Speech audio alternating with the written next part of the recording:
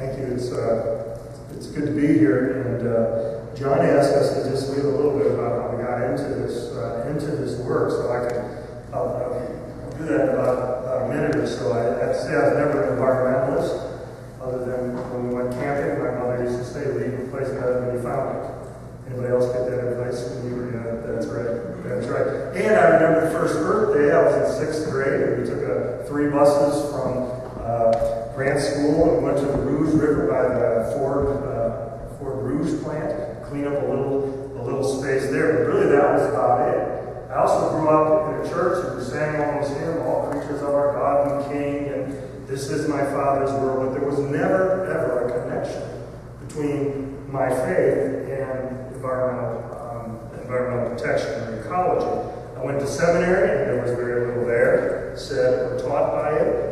And so the first church I served was in Dayton, Ohio. And in it was either 86 or 87. How many of you remember the garbage barge? It floated up and down the East Coast. About 9 tons of garbage, and it made national news. And that became, for me, an epiphany. And at first, my first response was, what in the world are we doing to the world? And secondly, it was, what does my faith have to say about it? Which began for me kind of a lifelong journey of exploration. And what I came to realize through some people in my own denomination who have been active in this field since about 1960, and the work that we started to do because we're dealing with the contamination of the aquifer in Dayton, and also sightings of landfills in communities in color, is that human justice and ecological care are inseparable. That it is part of the nature of existence. That's why the term eco-justice, ecology and justice, they cannot be separated. And so when you think that they are separated, we are going to be the ecologists. Well, and then that's when you get this stuff that goes something like, well, these guys will deal with this and we'll deal with our issue. And then you get the crazinesses. You got the peace groups over here, the poverty groups over here, the dealing with anti-racism over here, feminist theology over here. They're all competing and going against when it's really all one. It is all one. Of course, that mindset also has to do with this jobs versus the environment argument. You've heard that. Uttered by both ultra-conservatives and ultra-liberals. It's a false choice. It's an us against them, and that simply is not what reality is all about. So what I believe, at least for me as a pastor of a local church, the most critical role the religious communities play in all of this is to practice what is, I think, our primary role, is to shape the worldview of individuals and one's congregation as well as the broader society. And by worldview, what I mean is that how do we see and understand life? And how do we approach answers to questions like, where did we come from? How did we get here? How did we come to be? Where are we going? What is the human place? What is our purpose? What is our relationship to others and all the rest of life and to the mystery of existence? You see, these are all those meaning questions, the spiritual questions, questions that we in local congregations wrestle with all the time. And whatever answers we give to those questions, however tenuous they may be, they shape how we see life and our human place, our role, and our purpose in life, and therefore how we live out our lives. And congregations do this all the time, whether we know it or not, through preaching and teaching, in our forms of worship and prayer and writing, scriptural interpretation, our work in the community, our mission, what we include, what we exclude, in all sorts of different ways. We, along with the family, an educational institution, and advertising, are one of the 4 major shapers of our worldview in America.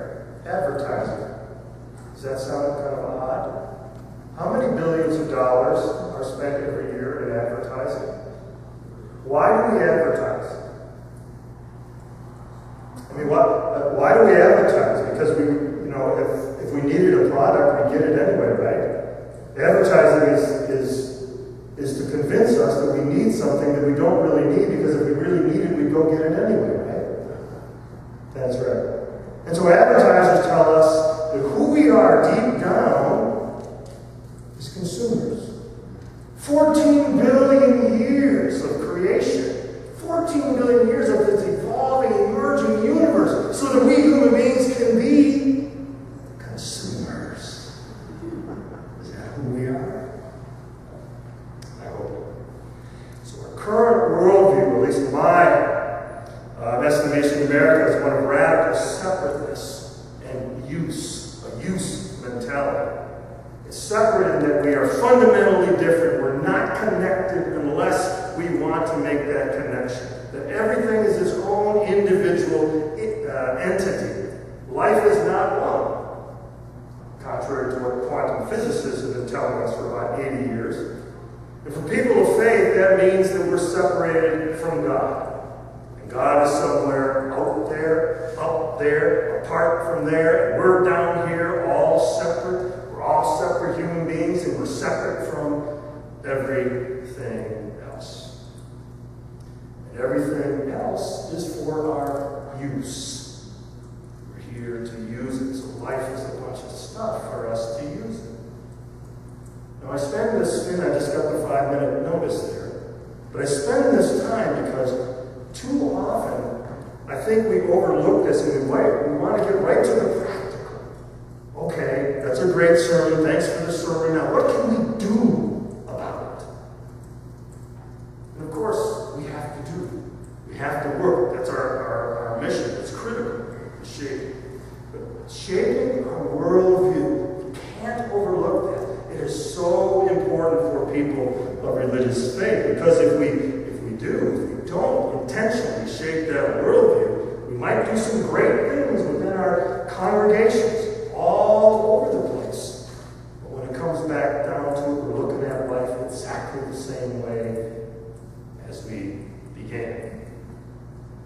So perhaps the way we can begin seeing in a different way is to recognize that Earth is primary and everything else is derivative. We emerge from Earth, emerge from the universe. We're part of all of this. So even the title of the series, shall I say it, in my opinion, is in the wrong order. Peace, Poverty, and Planet Earth. Perhaps it should be Planet Earth, Peace, and Poverty. Because peace and poverty, human well-being, emerges from a healthy planet. You can't have peace with justice when the planet, in the words of the Apostle Paul, the New Testament, is groaning in travail. And you can't have a healthy planet where there is warfare, poverty, and injustice. So yes, it is connected. The earth is primary. And so the religious witness and the prophetic word to the broader community, I believe, is helping society to see deeper what life is really all about. To see that peace, poverty, and planet are one. One world, one community, one issue, one body, and to act out of that worldview for that which is mutually enhancing for all. You know, over the years, the Interreligious Eco-Justice Network, when did that start? About 2000? About 2000, I see many people have been associated with that over the years.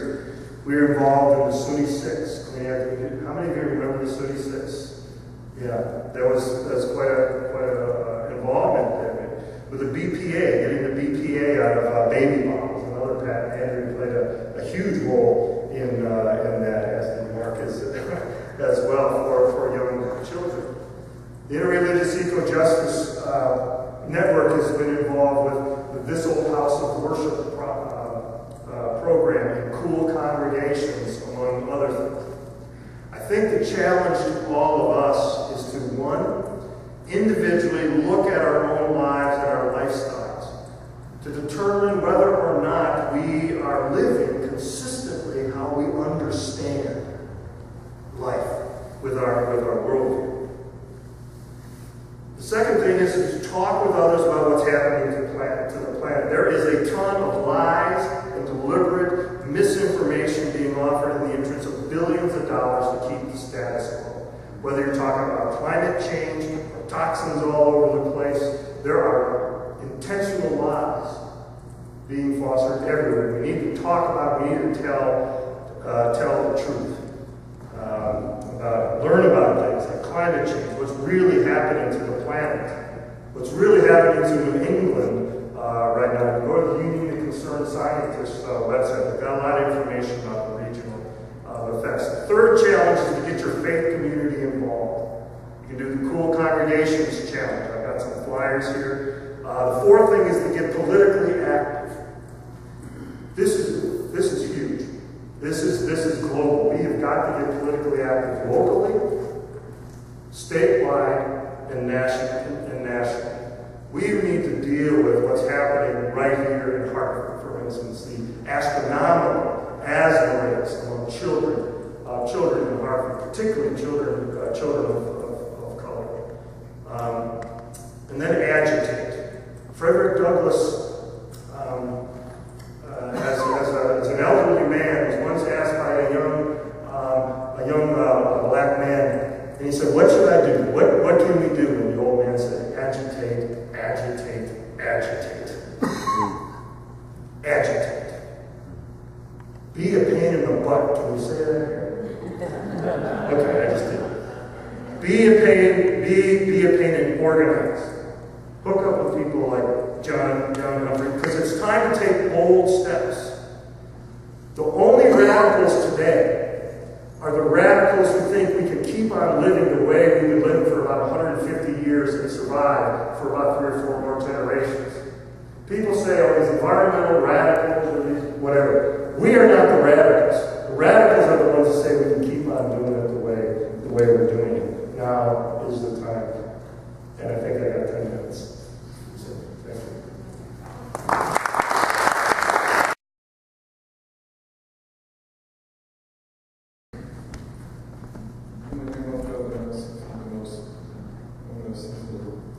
Thank you for the invitation. It's a pleasure to be here. I have 10 minutes, so let's go forward. When God wanted to create Adam, the angels told him, "Don't do it, we'll mess it up." And God answered, "I know better than you do." At the moment, I have the impression that the angels were right and God got it wrong. Can you speak louder, please?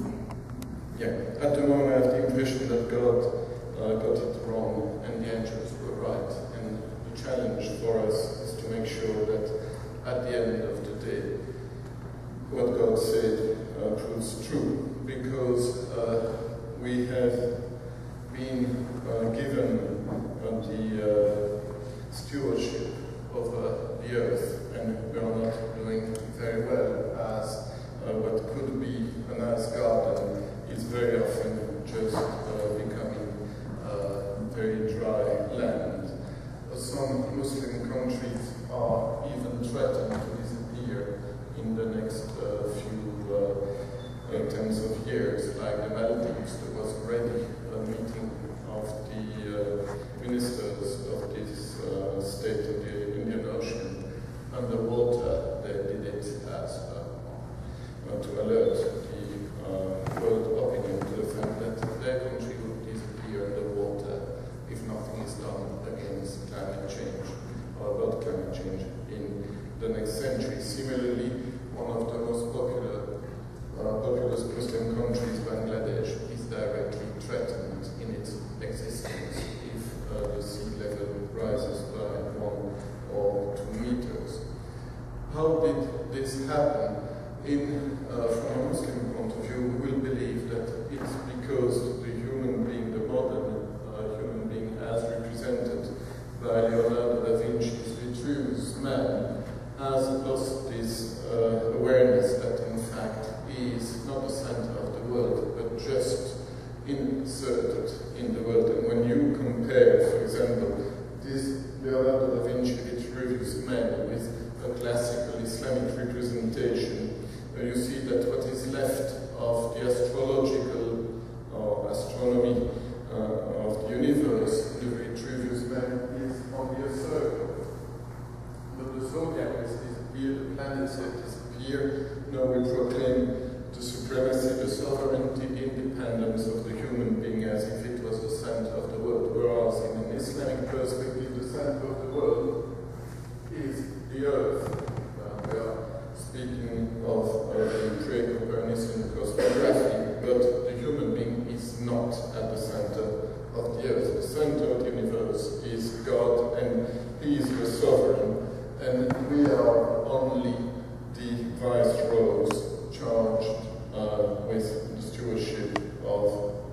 is creation, as said in the Quran in different verses.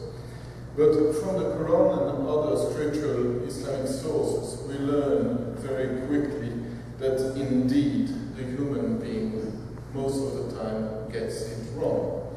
We have this lovely story in the Quran about Solomon and the ants. The ants telling Solomon off because he's going to destroy the life milieu with his armies. And in the tradition of the Prophet, we have also this very interesting hadith, which says that somebody who doesn't feed his or her cat properly and lets it starve will be sent to hell by God. And so if this is already one reason for going to hell, when we see what human beings have done to other animals and then cats and to other beings than just animals, I think we are all doomed somehow. And when we look at the Islamic classical literature, we have in Arabic literature one of the earliest cases of ecology. It's a wonderful story told in the 10th century by a philosophical Gnostic association called Ikhwan al-Safa in Iraq. And they tell how the animals took the human being to court for damage done against them. And you can read this court case of the animals against humanity in this translation. It is a question of justice. We are speaking of court cases, and indeed it's a question of justice. And justice is central in Islam. You have those verses that say, on the one hand, oh, you really stand out firmly for justice as witnesses to God, and the other verses say, oh, you really stand out firmly for God as witnesses to justice, which means that to stand out for God is exactly the same as standing out for justice, and vice versa. And so if we are responsible because of our bad behavior for the death of one human being unjustly, this is as if we had killed the whole of humanity. So that's exactly what we are doing. We are killing more than one time the whole of mankind today. And so this could be called the real terrorism, what we are doing to the planet today. And we read on internet that climate change could indeed lead to new forms of terrorism. But as we are speaking about terrorism, and as we have been jumped to be provocative, let's quote the biggest terrorist that you all know, and who says in one of his statements, next one please, Osama bin Laden, who says in one of his statements that they are the real tyrannical terrorists. In fact, the life of all of mankind is in danger because of the global warming. So, is no form of terrorism stronger, clearer, and more dangerous than climate change? So, he knows what he speaks about, because he's supposed to be a specialist in terrorism, but he also draws the attention to other forms of terrorism. And if God speaks with the devil, we could perhaps also sometimes listen to the few words of wisdom that can come from the devil. And in fact, his message is not that much different from what we read also in the Bible. To say it in simple words, all the merchants have not been expelled from the temple yet. You were speaking about the amount of money which is wasted on advertising and other things. If the earth is our temple, all the merchants have not been expelled from it. And this is not just the struggle of Jesus, it's the struggle of all the prophets. And the Quran, in relation to this, is asking us to compete with each other in good deeds. There is work to be done by everybody in it. And we have to play a part in it because God will not change anything if we do not change it ourselves. And that is very clear from an Islamic point of view. If you want God to change your lot, just start changing things yourself. And so I will close with this, and with a very simple proposal that doesn't require much from each of us. It's to get rid of all the plastic that we use. How many of those have you thrown away last year or from the beginning of the year? Every time you're invited somewhere, you use new plastic cutlery and plates. Why not going along with your own cutlery? Why not using the cutlery, reusing the cutlery that you are given? So I think that this is one way among many that we can all contribute to changing things. It's a very little thing. But as we say in Arabic, it's by putting a camel next to a camel that finally you have the heart of camels. Thank you.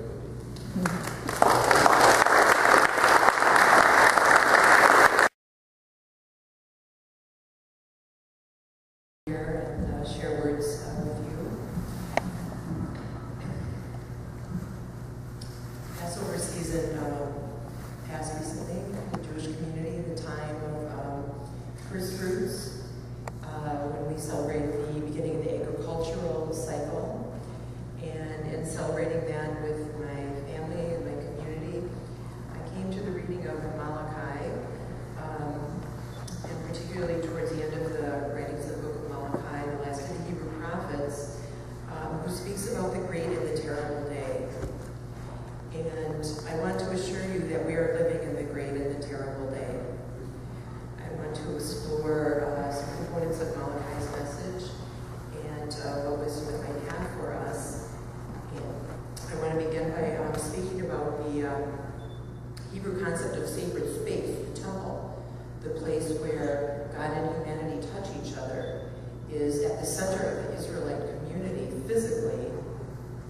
And all of the work of all of the community of Israel in sort of an idealized time, in a way, all of the work they do in the fields all of the time is connected to the temple.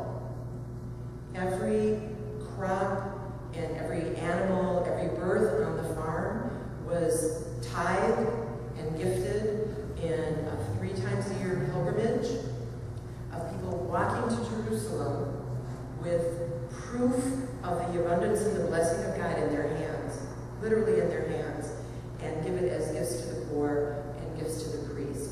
So all the time the Hebrew community is feeding the temple, and this is the thing that keeps the connection between heaven and earth happening, so that abundance continues to be there for us.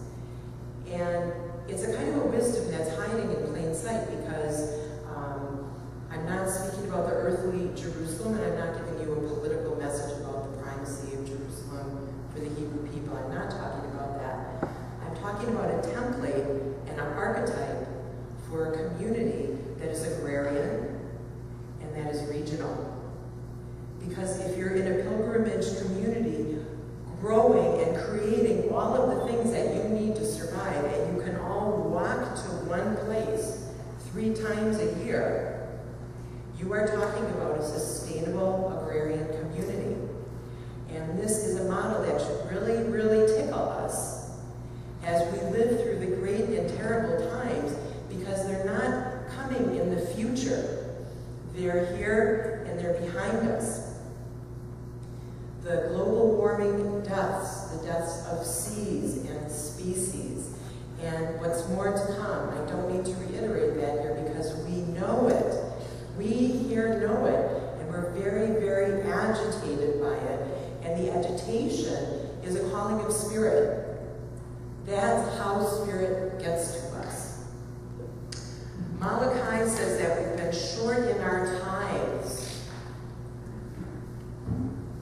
and that will affect the abundance for all of us. said that we've dismissed worship of the Holy One. We have said it is vain to serve God. How will we keep our profit?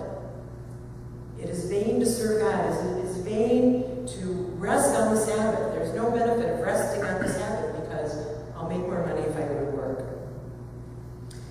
At this time, Malachi said, and in our time as well, we call the arrogant happy, and those who do evil prosper, and those who put God to the test escape unscathed. So there was this terrible agitation and terrible injustice that he was seeing and experiencing in his time. And here's what he said. Those who feared the Lord of life spoke to one another and got this and heard it. The conversations that we have amongst ourselves in an agitation of spirit is a conversation that needs to happen. But we need to feel that. We need to feel the disconnection from ourselves, from our vision of who we are, because this consumerist model that Tom shared is a terrible, terrible cheapening of who we are, a terrible cheapening of being the cutting edge, the growing edge of creation. That's who we are. It is time for us to speak seriously amongst each other in that agitation of spirit in a way that pulls down the divine and cosmic laws of abundance that will support. Look, each of us is going to die. If we die of environmental cancer, if we die of flood or localized weather disasters, which we know are more severe and more weird and more frequent, we are all going to die. But the question is, how will we live? Will we precious each other? Will we precious our backyards?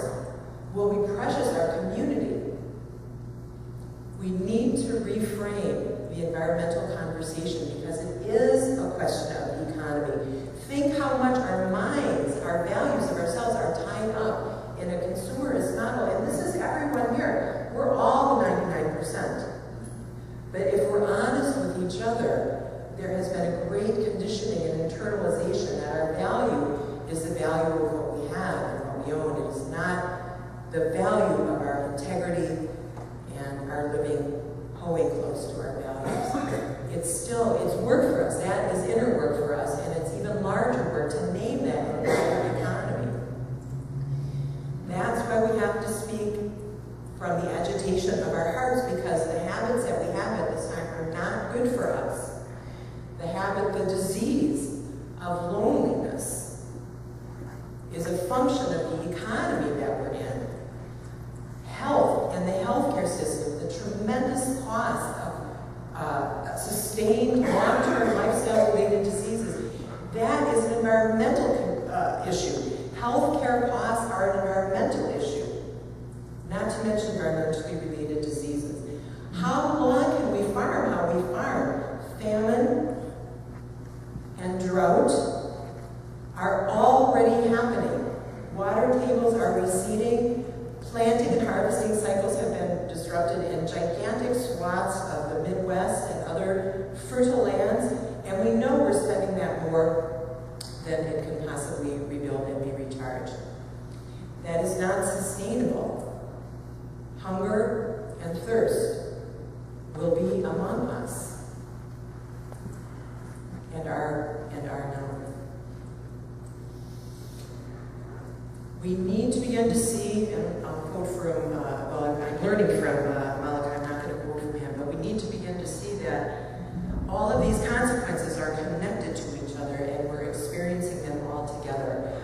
We need to talk about that agitation and the loneliness in the heart and connect with each other. I don't have the figures on this, I don't know if they exist yet, but I would like to try to find out if we grew, for each 1% of our own food that each of us grew, how much would diabetes go down? How much would vitamin D deficiency go down? How much would loneliness go down? How much would obesity go down? I'd like to quantify that number because that, which comes from the earth, which is abundantly given to us, that is our true wealth. And so we need to reframe and relocalize our economies.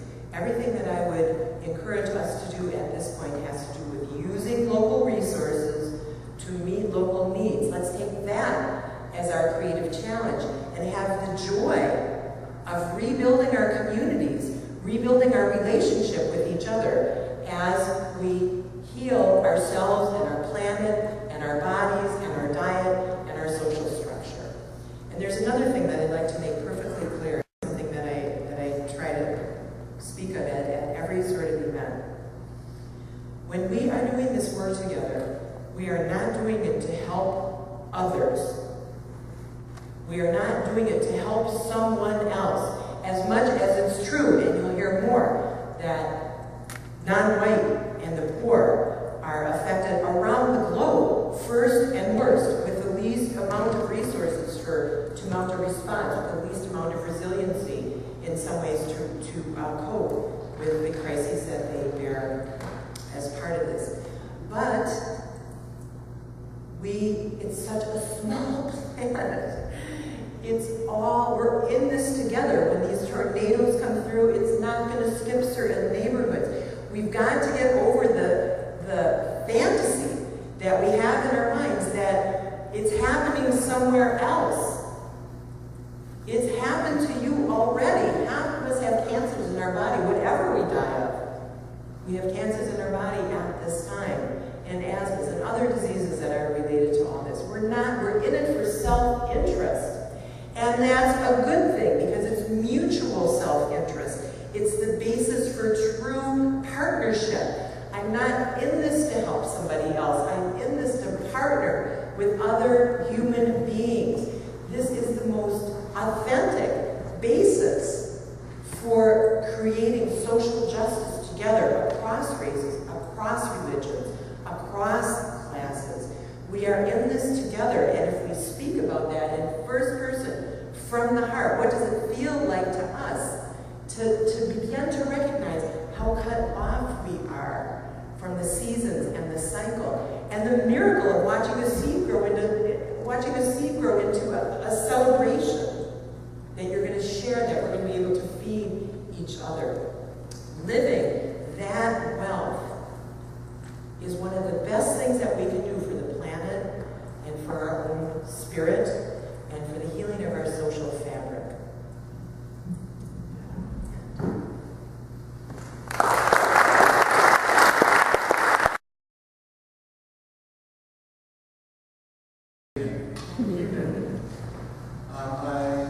I certainly appreciate the opportunity to speak to you tonight, and I appreciate your coming out. I don't consider myself to be religious, but I do consider myself to be spiritual. And I wanted to tell you a little bit about why I became involved in environmental health and environmental justice. After I left medical school, I decided that I wanted to become involved in public health because social justice is the basis of public health. I experienced a lot of racism growing up, being African American in society, and I wanted to try to address racism through social justice. And then, when I went into public health, what I found out was that things aren't like they're supposed to be in the textbooks. That things aren't as just as they're supposed to be in the public health. The ability to get things done in public health isn't as strong as I would have liked them to be. So then I started looking at the diseases that we're seeing. In general, the life expectancy is getting higher for everyone. However, there are certain diseases that are increasing, and most of those diseases are related to the environment. And I also looked at health disparities. What causes people who are Black or Latino to die at younger ages? And a lot of those same issues were related to the environment. Now, I know that the title of this is Protecting Planet Earth, but tell you the truth, I'm not worried about planet Earth. Planet Earth, no matter what we do to it, given enough time, given a few million years, planet Earth will bounce back. But the question is whether it will be livable in the meantime. What will happen to people? What will happen to animals? What will happen to life on Earth? That's the thing that I'm concerned about. And what we're doing is the thing that makes me concerned about environment and about environmental justice. You have the first slide. So what is environmental justice? The U.S. Environmental Protection Agency, which you said, yes, you're over there, right? Defines environmental justice as the fair treatment and meaningful involvement of all people, regardless of race or income, in environmental decisions that developing and implementing environmental policies. Next slide. And by fair treatment, they mean that no group should have a disproportionate burden of environmental hazards. And by meaningful involvement, they mean that people should be involved in the decisions that affect them on a day-to-day basis. The term that we sometimes use is environmental racism. And this was a term that was coined by Reverend Benjamin Chavez in the United Church of Christ in the 1987 report, Toxic Waste and Race. And in that report, they found that when they looked at environmental hazardous waste sites in the United States, that they were much more likely to be located in communities of color. But environmental racism refers to institutional racism. There doesn't have to be a racist at the Capitol, in the steps of the Capitol, saying, if you've got environmental hazards, put them in low-income communities, put them in communities of color. Because the rules are set up, the laws are set up, the policies are set up, the procedures are set up, so that that's more likely to happen on its own. Just the way that things are structured. For example, in Hartford last year, or this year, I guess, 2011, we got another hazardous waste transfer facility located in Hartford. We asked the company why they decided to. In Hartford, we have more waste facilities than any other community, any other town in the state of Connecticut. And we asked them, how they decided to come to Hartford. They said, well, we spoke to the Economic Development Department, the State Economic Development Department, and they said that there is some space available in Hartford. Now, when they talk about where to build new shopping centers, they don't say, well, the population centers in Hartford, we've got such great infrastructure, we should go to Hartford. No, they try to put them out as far away in the faraway suburbs as possible, and they build new infrastructure, they build new highways, new electrical lines, new energy lines to put there. So environmental racism includes institutional racism and structural racism. So it's not an individual type of a decision. And but what we need to do is to change those institutions, to change those decision-making processes to stop that. So this is a map of Connecticut, just in case you don't recognize it. And the blue is the percentage of people of color by census tract in Connecticut. And I don't know if you can see the yellow dots on there. They're kind of small, but the yellow dots are the air pollution sources in the state of Connecticut. And as you know, Connecticut is one of the most densely populated states in the United States. So it's not that there aren't people living in other parts of Connecticut, but they tend to be but the air pollution sources tend to be concentrated in communities of color. Next. So this is a map of this is a figure of Hartford, and it shows in the red is the Connecticut Resource Recovery Authority trash incinerator. This trash incinerator takes trash from 70 towns, from places like Madison and in the New London area, all the way up to the Litchfield Hills, New York York State line. They all bring their trash here to Hartford to burn in the middle of the city, in the South Meadows. And that's our number one source of air pollution for the city. Then secondly is a power plant that used to be associated with Edgar, the real pretty red and yellow stripe one that you see when you drive on I-84. That's the second largest source of air pollution. Third is another power plant. The trash incinerator. We take sewage sludge incinerator. We take sewage from the MDC towns, plus we take it from another 30 or so towns to bring to Hartford to burn. After they treat the sewage, what's left over is called sewage sludge. And when they burn the sewage sludge, they bring it to Hartford to burn, and that causes air pollution, including mercury and dioxin, etc. Then next is another power plant, and only about 10 to 15% of the pollution that's produced in the city of Hartford is due to industries that are in the city or other things that need to be located in the city. And this is similar in the other urban areas in Connecticut, New Haven, and Bridgeport. So we're concerned about disease. I'm very much concerned about disease. Asthma is 50% higher in urban school districts in Connecticut compared to suburban and rural school districts. Asthma death rates are 6 times higher in African American males between the ages of 15 and 24, which is surprising to me because if somebody's going to die of asthma, I would say, well, maybe it's a 6-month-old where they don't know they have asthma, don't know how sick they are, but it turns out to be young adult males.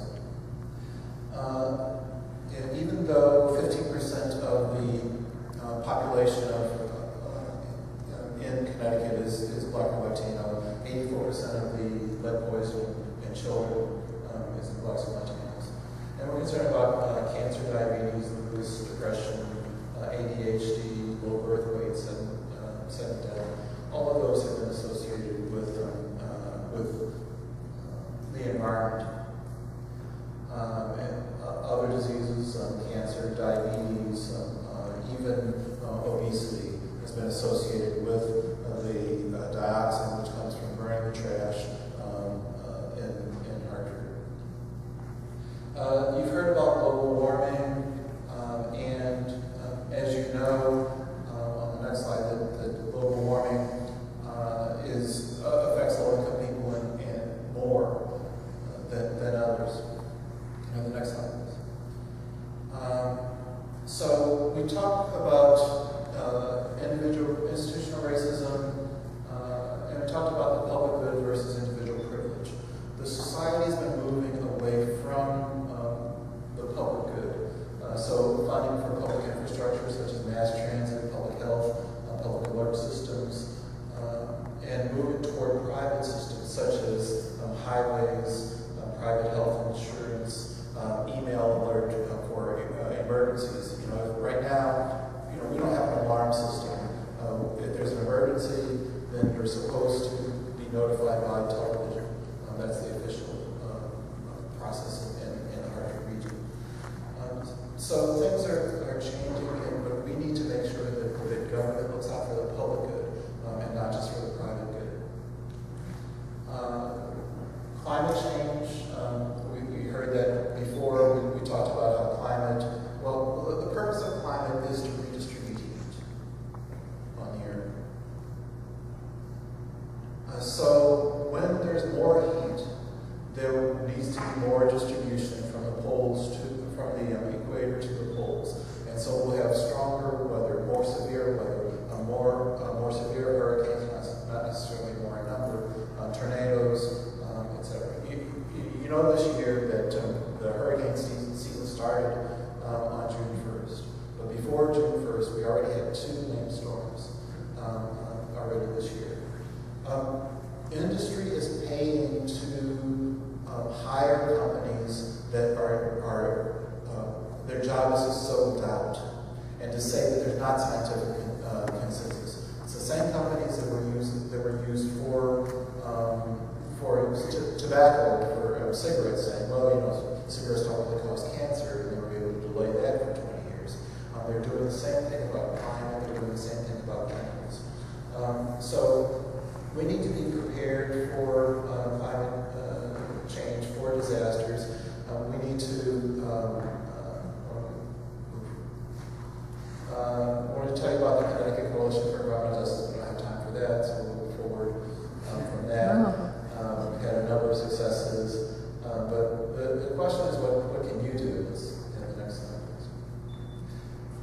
So as a congregation, you can increase energy efficiency, encourage your members to carpool. On the next slide, you can join the Interreligious Equal Justice National Council of Churches. So join the Connecticut Coalition for Environmental Justice. Support local smart growth policies and urban sprawl. You can lobby for a number of bills of chemical policy reform at the state level and also on the federal level. The next slide, the last slide. And there are a number of things that you can do personally to reduce your impact on the environment, including making sure that you don't put toxics in your trash because it comes to Hartford, it's burned, it's put into the air, we all breathe it. So if you use household hazardous waste labels instead of putting toxics in trash,